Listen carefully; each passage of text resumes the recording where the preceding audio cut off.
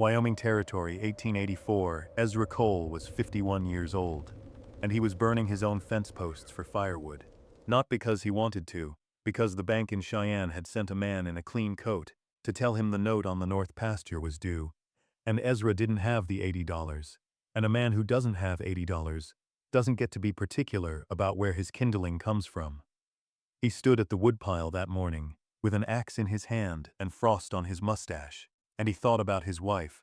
Margaret had been gone 3 years. Consumption took her slow, the way it takes most people, and by the end she weighed less than the quilts he piled on her. His son had written from Denver twice that winter. Both letters said the same thing in different words. Sell the place, Pa. Come live near us. You're 51. You're not young anymore. Nobody starts over at 51. Ezra had folded both letters into the stove, not out of spite, just because a man needed the heat more than he needed to be reminded. The ranch was 400 acres of good grass and one falling down house, and Ezra worked it alone, because the 2 hired hands he'd had were gone to a mine in Montana that paid better, and he couldn't blame them for going. He was chopping the last fence post into stove lengths when he heard a wagon on the road. He didn't look up right away. Wagons on that road usually meant the bank, or the taxman, or somebody selling something he couldn't afford. This wagon stopped at his gate and stayed stopped. He looked up then. A woman was climbing down off the seat, careful with her skirts, and a boy of about 9 was climbing down behind her, and neither one of them looked like they belonged to the bank. Her name was Ruth Sutter, and she'd bought the Ackerman place 2 miles east, sight unseen, from an advertisement in a Missouri newspaper that had promised fertile land, gentle climate, and delivered instead a leaning barn and a well that had gone bad the week she arrived. She hadn't come to Ezra's gate on purpose. Her wagon wheel had thrown a bolt on the road, and she'd walked the horse the last half-mile looking for the nearest smoke coming out of a chimney, and Ezra's chimney was the nearest one. "I don't mean to trouble you," she said, when he came down to the gate, "but I believe I need a blacksmith, or a very patient neighbor." Ezra looked at the wagon wheel, then at her, then at the boy, who was studying Ezra's axe with open admiration. "I'm neither one of those," Ezra said, "but I've got a forge and I've got time. That'll have to do." It took him 40 minutes to fix the wheel. She didn't hover over him the way some women did, worried he'd get grease on his good trousers he wasn't wearing anyway. She sat on the porch step with the boy and asked him plain questions. How long he'd worked the land, whether the winters were as hard as people said, whether he'd known the Ackermans before her. He answered plain, too. That was the thing he noticed later, how easy it was to just answer her. Instead of measuring out each word first, when the wheel was fixed, she offered him 50 cents. He shook his head. "Then I'm in your debt," she said. "And I don't like being in anybody's debt. I'll think of something." "No need," Ezra said. "There's a need," she said. "I just haven't found it yet." She said it lightly, but she meant it, he could tell. And something about a woman insisting on paying her way, instead of expecting the world to carry her, struck him as the first genuinely interesting thing that had happened to him in 3 years. She found her something 11 days later. In between, Ezra thought about her more than he meant to. He'd catch himself standing at the fence line looking east, toward the Ackerman place, for no reason he could name, and then he'd shake his head at himself and get back to work. Because a man of 51 had no business mooning over a woman's wagon wheel like a boy of 19. Still, he found himself listening for wagons on the road. Ezra had a cow go dry that shouldn't have gone dry, and he was standing in the barn scowling at her like scowling might fix the problem. When Ruth's boy, Daniel, he learned the boy was called, came trotting up the lane with a jar of something wrapped in a dish towel. "Ma says this is for the cough," Daniel announced. "I don't have a cough," Ezra said. "She says you will, the way you're standing out here in the wet with no coat." Ezra looked down. He was, in fact, standing in the wet with no coat. He took the jar. It was a honey and horehound mixture, still warm from her stove, and he ate a spoonful right there in the barn because the boy was watching to make sure he did. "Tell your mother it's good," Ezra said. "Better than the doctor's, probably. She'll say it's not near as good as her mother's recipe," Daniel said. "She always says that about everything she makes. Everybody's got a mother's recipe they're measuring themselves against," Ezra said. "Doesn't mean the second-best version isn't worth having." Daniel considered that with the seriousness only a 9-year-old can manage, then nodded like Ezra had settled something important. and trotted back off down the lane. That was the first kindness. The second came 9 days after that. Ezra had gone into town to settle what he could on the note, and the clerk at the mercantile, a narrow, unfriendly man named Purcell, informed him that his account was $4.30 short of covering it, and perhaps Mr. Cole ought to consider whether ranching at his age was truly the wisest use of his remaining years. Ezra had opened his mouth to say something he'd have regretted, when a voice behind him said, "Put the difference on my account, Mr. Purcell. Mr. Cole fixed my wagon wheel, and I've been meaning to settle that debt." Ruth didn't look at Ezra when she said it. She was examining a bolt of blue calico like it was the only thing in the world she cared about. Purcell looked between the two of them, clearly unsatisfied with being denied whatever scene he'd been hoping for, and rang up the difference without further comment. Outside, Ezra caught up to her. "You didn't owe me $4.30, he said. "No," she agreed. "But you looked like a man who needed somebody to not make a scene in front of Purcell, and I had $4.30, and it seemed a fair trade." He didn't know what to say to that. So he carried her packages to her wagon instead, and that seemed to say enough. "You're a peculiar man, Ezra Cole," Ruth said, once the last sack of flour was loaded. "How do you figure?" "Most men I've known would have argued about the $4.30. Made a point of it. You just picked up my flour. Didn't see the use in arguing," Ezra said. "You'd already spent it. Arguing wasn't going to unspend it. Just seemed easier to be grateful." Ruth looked at him a moment longer than the comment strictly required, then climbed up onto her wagon seat without saying anything further, and Ezra told himself the warmth in his chest on the ride home was nothing more than the exercise of loading flour sacks. He didn't entirely believe himself. The third kindness was smaller, and it was his. Ruth's well was still bad, and she'd been hauling water from the creek in a way that Ezra watched from his own north field and did not like the look of. A woman and a boy, hauling buckets, twice a day, for a well that ought to have been dug fresh in the first place.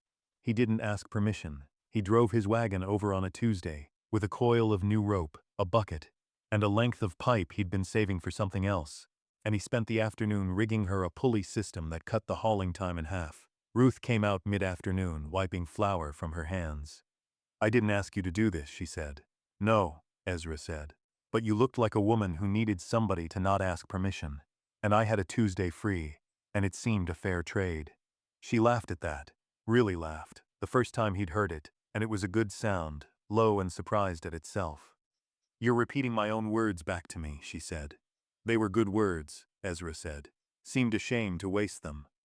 She brought him coffee out to the yard while he finished the pulley, and they stood there together, testing the bucket up and down a few times just to watch it work. Both of them a little pleased with themselves, over a piece of rope and a length of pipe, the way people get pleased over small mended things. "Daniel's been asking why you're always around," Ruth said, not quite looking at him. "What do you tell him? That you're a good neighbor." "And is that all it is?" Ezra asked. "Neighboring?" Ruth considered the bucket a moment, watching it swing on its new rope. "I don't rightly know what else to call it yet," she said. "But I don't mind finding out." That was answer enough for a Tuesday, and Ezra drove home with a lightness in his chest he hadn't felt in longer than he cared to count. The fourth kindness took 3 weeks to arrive, and it was the one that mattered most, though neither of them said so at the time. Daniel came down sick with a fever in October, the kind that scares a mother more than it should, and Ruth had no one, no husband, no family within 400 miles. Nobody to send for the doctor in Laramie while she sat up through the night pressing cool cloths to a boy's forehead.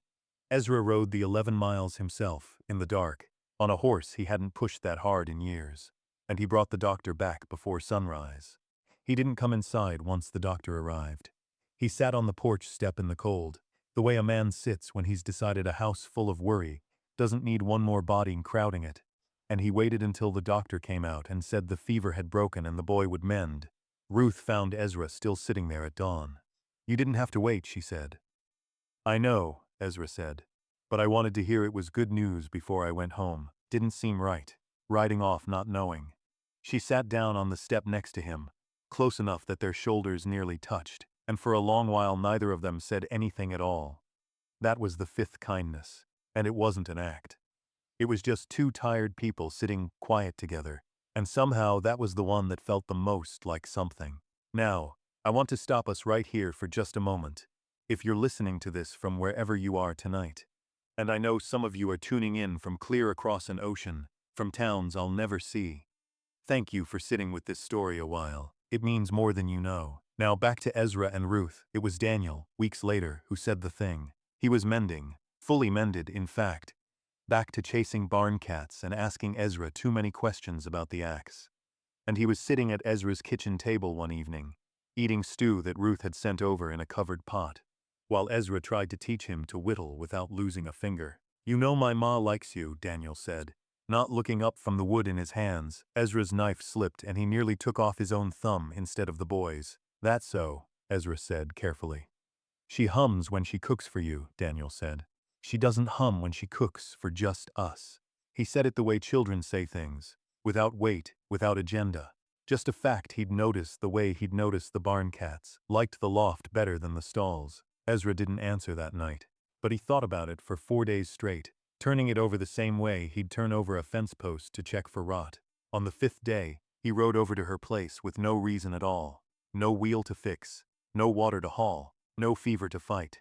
And he found her on her porch shelling peas into a bowl in her lap. He sat down across from her on the step, uninvited, and took some peas from the bowl to shell himself, because his hands needed something to do. "Ruth," he said. "I'm 51 years old. I'm aware," she said. "I can do arithmetic, Ezra. My son writes me letters saying I'm too old to start anything new. Says I ought to sell the place and come sit in his parlor in Denver till I'm done being useful." "And what do you think?" she asked. He was quiet a moment, shelling peas, looking out at her bad well, and her leaning barn, and the 400 acres beyond it that weren't his but felt, somehow, like they were becoming part of the same country he lived in. "I think," he said, "that I've been a lonely man for 3 years, and I didn't know how lonely until a wagon wheel broke at my gate. And I think you're the first thing that's made me feel like 51 isn't the end of anything. And I'd like, if you'd have it, to court you properly. Not because I need somebody to run my house, because I like the sound of you humming, and I'd like to be around to hear it." He didn't dress it up more than that. He'd never been a man for speeches, and this didn't seem the moment to start. Ruth set down the bowl of peas. "You understand," she said, "that I'm 38, with a boy to raise and a farm that's already half failed once. And I'm not a woman anybody's rushing to court either. I understand you fixed my debt at Purcell's without being asked," Ezra said. "And that's worth more to me than being young." Ruth looked at him a long moment. Then she picked the bowl back up and held it out toward him. "Well," she said, "you might as well finish these peas if you're going to sit there being sweet at me." He took the bowl. It felt to him like the most important thing anybody had handed him in years. It was 3 weeks after that Walter Pruitt came calling. Walter owned the biggest spread in the county, was recently widowed himself, had 2 grown daughters to keep his house, and was, by every measure a sensible person could name, a far safer bet for a woman alone with a boy to raise. He came to Ruth's door with a proper suit on and a proper proposal, delivered plain, marry him and her troubles were over. No more failing well, no more leaning barn, no more hauling water or worrying over a bad harvest. Daniel would have brothers in all but blood and a future ranch to inherit besides. Walter wasn't a cruel man, or even a foolish one.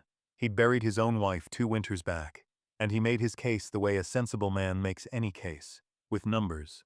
"I've got 1,100 head of cattle," he told Ruth, standing in her front room with his hat in his hands. 4 hired men, a house with a proper roof and a well that's never once gone bad. "I'm not asking you to love me tomorrow, Mrs. Sutter. I'm asking you to let me take the worry off your shoulders. A woman alone with a boy to raise has got no business turning down security when it's offered plain." It was, Ruth would later admit, a fair speech. Fairer than most. Ruth didn't say yes, but she didn't say no either, not right away. And word of Walter's visit traveled the way word travels in small counties, fast, and slightly wrong, and straight to Ezra's ears within 2 days. Ezra's son, hearing of it somehow even from Denver, wrote again. "Pa, if the widow's got a real offer from a man like Pruitt, don't stand in her way over your own pride. You've nothing to give her that Pruitt can't give better. Let her choose the easier road. Let yourself off the hook too, while you're at it. You're not young.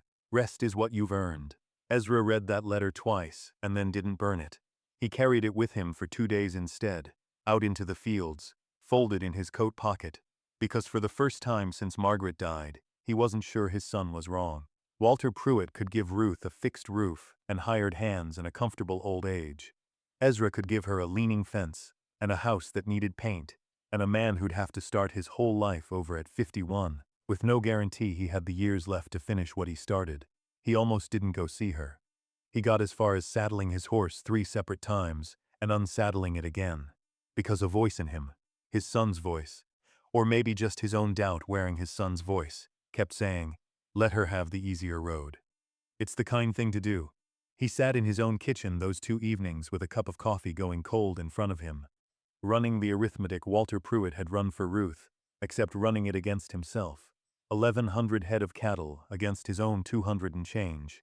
4 hired men against a man alone with bad knees in wet weather. A roof that had never leaked against a roof he'd patched 3 times last spring alone. By any measure a banker might use, Walter Pruitt was the better investment, and Ezra had spent enough years around bankers to know how they'd score the ledger. It was Daniel who settled it, without meaning to. The boy showed up at Ezra's gate on the 3rd evening, out of breath from running the whole 2 miles. "Ma's not humming," Daniel said. "Not since Mr. Pruitt came by. She's not humming at all." Ezra rode over that same night. Ruth met him on the porch, and he could see in the lamplight that she hadn't been sleeping well. "Pruitt made you an offer," Ezra said. "It wasn't a question." "He did," Ruth said. "You haven't answered him." "No. Why not?" Ezra asked. "He can give you more than I can. Fixed roof, hired hands. A ranch for Daniel to inherit that isn't half fence posts and worry." Ruth was quiet a moment. "Because he never once fixed anything for me and let me pay him back in shelled peas," she said. "Because he didn't sit on my porch step at dawn just to hear good news before he'd let himself go home. Because a boy doesn't run 2 miles out of breath to tell a neighbor that his mother stopped humming over a man who never made her hum in the first place." She looked at him steady. "I don't want the easier road, Ezra. I had an easier road once with Daniel's father. May he rest. A good, safe, comfortable marriage that never once felt like this. I'm 38 years old and I know the difference now between comfortable and true. I'll take true, even if it comes with a leaning barn." Ezra took the letter from his son out of his coat pocket, right there on her porch, and he tore it once across the middle. "I was near to letting my own doubt talk me into handing you to Pruitt for your own good," he said. "That was foolish of me. You fixed my debt without being asked. You hauled water for a well that shamed me every time I looked at it from my own field. You sent honey for a cough I didn't have yet. I don't want to hand any of that to another man just because he's got more barn than I do. I want to marry you, Ruth. Not because it's easy. Because you're worth the harder road."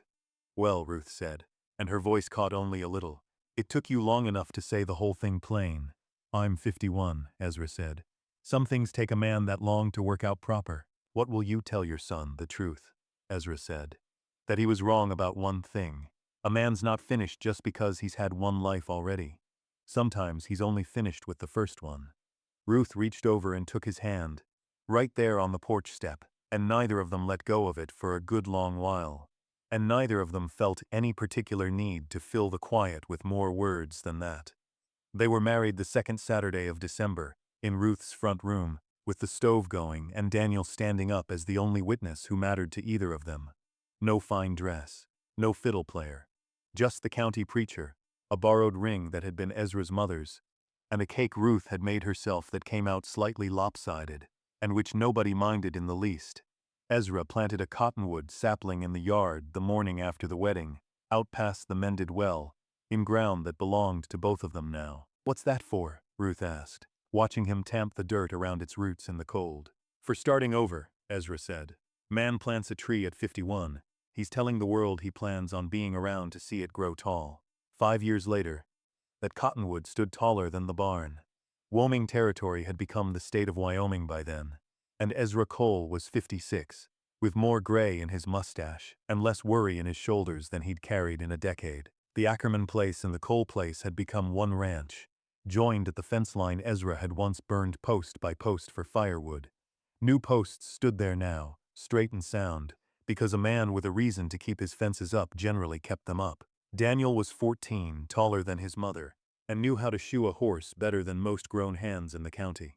He'd taken to calling Ezra Pa, without any ceremony about it 2 years back. Just started doing it one evening at supper, plain as passing the salt. And Ezra had gone quiet for a moment, and then answered him just as plain. And that had been the whole of the conversation. Ezra's own son had come out from Denver the previous spring, curious in spite of himself, and had stood in the yard looking at the cottonwood and the mended fences and the well that no longer needed hauling, and had said, gruffly, that he supposed he'd been wrong to write what he wrote. Ezra hadn't rubbed his nose in it. He'd only clapped him on the shoulder and said a man can be wrong out of love same as anything else, and the two of them had left it there, which was as much apologizing as either coalman was built for. On a Sunday evening in autumn, Ezra sat on the porch he'd rebuilt with his own hands, mending a bit of harness leather by lamplight, while inside the house Ruth hummed over a stew pot the way she always did now, easy and unthinking, the way a woman hums when she isn't performing contentment for anyone, when she simply has it. Daniel came out and sat on the step, working at his own scrap of leather, quiet the way boys get quiet when they're comfortable enough not to need to fill the silence. After a while he said, "Pa, you ever regret it? Starting over so late?"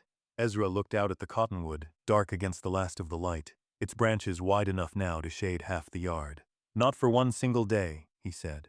"I'll tell you plain what this story taught me, because I think it's worth carrying with you. It's this. There's no age where a person stops being allowed to want more out of their life. 51 isn't too old to plant a tree, and it isn't too old to knock on a stranger's gate with a broken wagon wheel and end up finding the truest thing you'll ever have. The world will always hand you good reasons to take the safe road and call it wisdom. But the safe road and the true road aren't always the same road, and only you can tell the difference, usually by whether the person makes you hum without noticing you're doing it. Thank you for spending this time with me and with Ezra and Ruth. Wherever you're listening from tonight, I'm grateful you let this story into your evening. Until next time, keep listening.